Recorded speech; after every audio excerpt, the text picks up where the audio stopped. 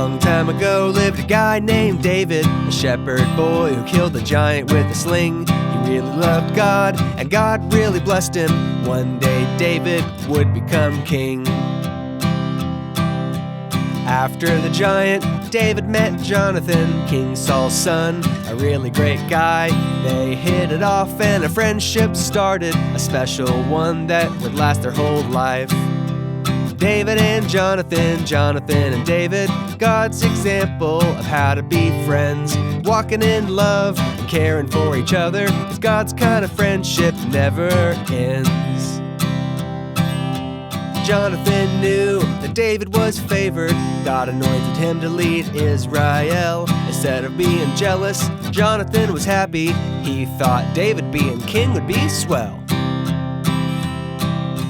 So they made a promise to each other, pledged to be best bros for all time, to care for each other and each other's family, and they kept their promise for their whole lives.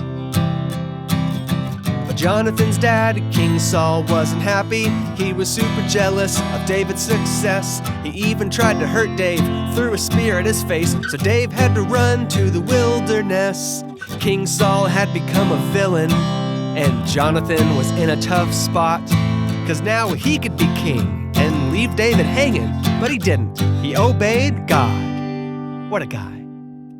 Jonathan saved David's life, even though it cost him the crown. And though they weren't together, they always loved each other, 'cause best friends don't let the other one down. Many years later, when Jonathan died, David's heart broke. He cried and cried, but he kept the promise, the best bro pledge, and took care of Jonathan's son, Mephibosheth. What a name.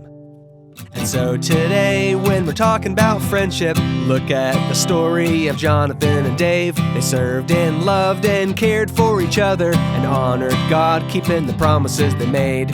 David and Jonathan, Jonathan and David, God's example of how to be friends, walking in love and caring for each other, 'cause God's kind of friendship never ends. No, God's kind of friendship never ends.